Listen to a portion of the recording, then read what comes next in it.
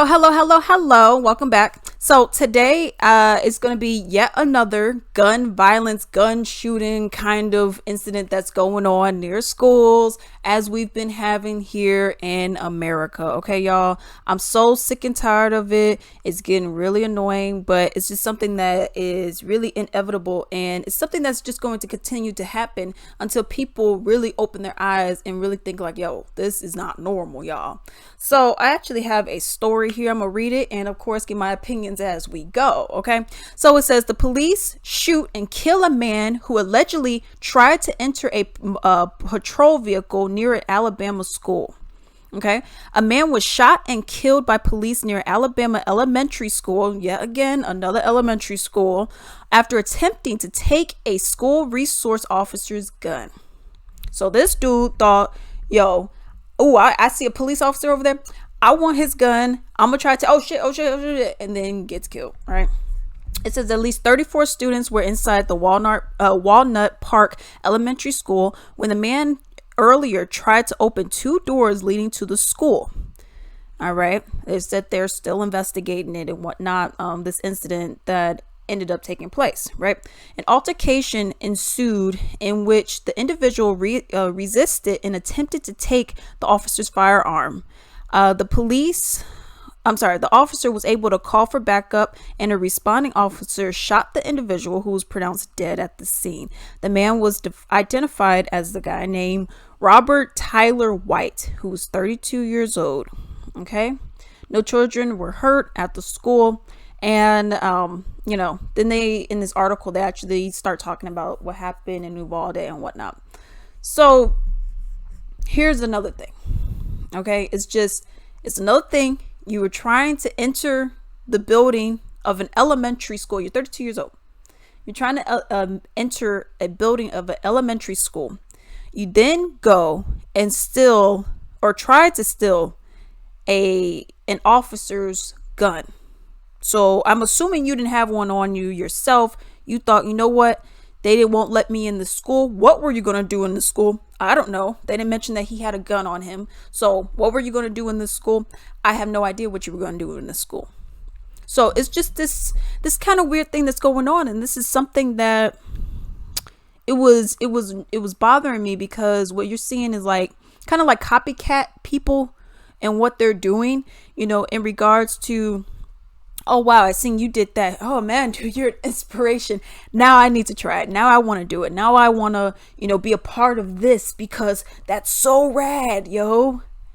And it's like, what is going on with people, And then there's this whole debate, you got, and I seen some videos yesterday where you have, your Republican Party, and I'm be real, both parties suck. So let's just get that out the way. Okay. But you have your Republican Party who's like, oh, well, if we ban guns, then, cars like Chargers and, you have your Lamborghinis, those kill people too. So why not just ban cars as well? Right. And it's like, come on, y'all. Okay. A car is, for most people, depending on where you're at, especially if you're in rural areas as well, it is a necessity. It's to get you from one place to another. Or if you're in a big city, it's to get you from one place to another. Okay. Now, granted, you don't need a fast car, but anyways, you could get someone in a Prius. You know what I mean? You get someone in a Fiat 500. You could get in an accident. You could hit someone on their bike. If you're on a motorcycle, you could hit someone on their bike or someone just walking. I mean, if you're on a bike, you could, head on hit someone who's just walking. So this whole thing of like, oh, well, if we do that, then it's going to be attack on everything else, And I just think that that's such a ridiculous thing to even be saying, because you realize how dumb that really sounds. You guys are okay with multiple people dying, multiple kids getting killed, adults getting killed. I mean, the Uvalde, what happened there it was a tragic event. It was very upsetting. The fact that 21 people died, 2 of them were teachers, adults, and 19 of them were children from like the age of, 10, 11, that was like the age range for them. And it's like, that's okay, and it's very upsetting that happened. But let's also look back at what happened. I think it was like 5 days prior or something like that up in Buffalo, New York. You just had It was in a predominantly black area. People were just going grocery shopping, and I'm assuming it's just I don't know if it was just because of the area or if it was just the time of day. It was a whole bunch of older black people. They were just shopping. You know what I mean? Maybe they didn't have to go to work. I'm assuming they didn't. I'm assuming they were mostly retired, and they were just out there shopping. And then you have some white supremacist dude who's like, well, you know what? Y'all got to go. And then goes and kills them. And you got people who think, yeah, we need that. And it's like, y'all, you do realize that if you take the gun out the situation, and not talk about any gun, really, I don't think y'all really need to be walking into a McDonald's, into a Super Fresh, into a Walmart with any kind of automatic rifle, period. All right, that doesn't even need to be happening at all, because what you trying to do? What's your end game for this? But also, I don't think you need to be walking in there with the 9mm handgun. I mean, what are you planning on doing with the gun in a grocery store, in a Victoria's Secrets, in a Target, in a Walmart, in a movie theater? What are you planning on doing? Who are you planning on killing? Because I feel like this, anytime you put up a gun and you point it at somebody, you have every intention to kill that person. So why do you think that is okay? Why would you even need that? But especially when you have assault rifles, I could just one pull of the trigger and I got 15 shots. So I just don't get why you would need something like that. Extended magazines. Why would you need this stuff anyways? And then we're making it like, oh yeah, but people need to protect themselves. What are you protecting yourself from in an HEB, in a Walmart, in a Schnucks, in a Joe Osco? I mean, what's the end game? So you do realize that by having this, if you just take that gun out, like I said, you pull the trigger, maybe 15 shots come out. You just take the gun out of the scenario. What do you have? You just have a white dude, or insert race of person. But in those two cases were two white dudes. Let's put that, well, one was white, one was Hispanic. Okay. So let's just put that out there. You, in the Buffalo scenario, you take that out. You just have a white guy going into a predominantly black area. He would not have been able to kill nearly as many people as he did, or injure nearly as many people as he did, if you just took the gun out. I'm not talking about like, oh, well, take out the automatic rifle and just no gun at all. It's just a guy walking in there.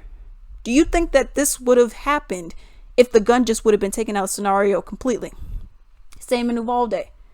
If it would have just been taken out 100%, do you think this would have happened? You would have had to start tackling kids, you know what I mean? Or bringing out a knife. And the kids would be, unless you're really good at knife throwing, the kids would have been they would have been alive. They could have outran you if you just had a knife. Yes, there may have been some casualties, but I'm saying they would have been able to get away. So you look at that, you look at the other one, look at Columbine. There's so many different mass shootings. There's so many different shootings that have happened. You look at, these different things that happen in Houston, for example, different things that happen in Chicago, for example, and just take out the gun. And that girl who just happened to be in her car texting on her phone in her driveway or wherever on her side of the street, she would still be alive. Girl who's sleeping in her bed and her grandma's watching her, she would still be alive. Grandma who's outside of her house just enjoying the heat, she would still be alive. You take the gun out of the scenario, you don't have these problems. Now you do have the issue of knives, but no one's just randomly throwing knives around like how they do with guns. And the problem is the accessibility of it. You're not putting so many restrictions on it. And I was saying this like 4 days ago, in regards to cars. I was like, okay, so what's the age to rent a car? If I want to rent a car, what is the age range for that?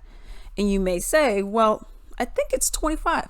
Yeah, for most cars, from everything I've seen, you can't rent a car unless you're 25 years old. Okay, so let's try to put some perspective on this. When you look at that, you're like, okay, well, you have X amount of time that you've been driving, hypothetically, you've had X amount of time that you've been driving. You should have experience with it. So we're good. We're not renting them out to 16-year-old. We're going to give you 25 years because you should know how to drive cars, and now we feel a little safer because now we know that more than likely you're not going to be a problem. So why is it that that's at 25? The drinking age is at 21, and I'm talking about only in the US. Meanwhile, you could get a gun at 18 with no license, no background check. It's, you get them anywhere, really, anywhere you really want to go. You could go and just get a gun, and it's like, yeah, that's fine. This is just the way it is. It's just the way that it's supposed to be. But that's okay. But for everything else, you need all of these other prerequisites in order to get it. And another thing that kind of gets me with this whole thing, people are like, man, they're trying to take your guns away. They're trying to take the guns. They're trying to take them, man. They want us to do this. They want us to. Well, if you can't pass a background check, why again would you need a gun? I think you're the person we're trying to prevent from getting a gun so we could prevent these shootings, right? Because if someone says, like, for example, when you get your passport, they ask you, for identification, they'll ask you, I believe they may ask you for other addresses and whatnot, but they'll ask you for identification, birth certificate, cards, and what. Well, I ain't giving them my birth certificate. Okay, well, do you have, like a visa? I'm not giving you that. I'm not giving you my ID. I don't think you need all that information, yo. Well, bitch, you ain't getting a passport then. So how can we have all these other strict rules put in place for everything else but this? You want a state ID, you got to, your birth certificate, your visa, whatever the other documents are. I ain't doing that. But you ain't getting it. So how about this? If you want a car, you want to drive a car, you want your license, well, you got to provide your, for your state ID. You got to provide your birth certificate, all the extra stuff. You got to take your hour adult training class or whatnot. You got to have X amount of time on the road. You have to pass this science test, the written test, and you got to pass the driving test. And then I ain't doing that. That's too much. Well, you ain't getting your license. Well, you gotta pass all this other stuff to get your gun. I don't want to do that. Well, you ain't getting one then. So I don't get why everything else, it's like, well, you have to do it like this. But when it comes to this, it's like, nah, you could just walk in. As long as you're 18, you could just walk in, show your ID, I guess. And then, you could get whatever. You get as much as you want, really. Without any kind of checking, any kind of background, nothing. We ain't doing that today, huh? Okay. So that is really where my problem lies with all of this. I'm just so tired of seeing it. And then to going back to the article, to see that this guy's like, well, I'm gonna try to steal this guy's gun, and I'm gonna try to shoot and kill some people. Oh, I'm a 32-year-old man. I'm going to elementary school. What you going to elementary school for? Unless you're about to start some mess, y'all.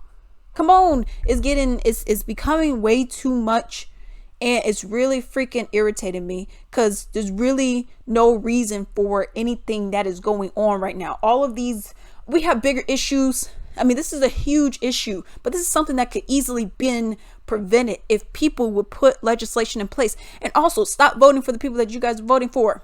Okay, I was just watching something. It was in was it Clyburn? It was this guy who's running up against him, right? This guy's been up here for 30 years, okay?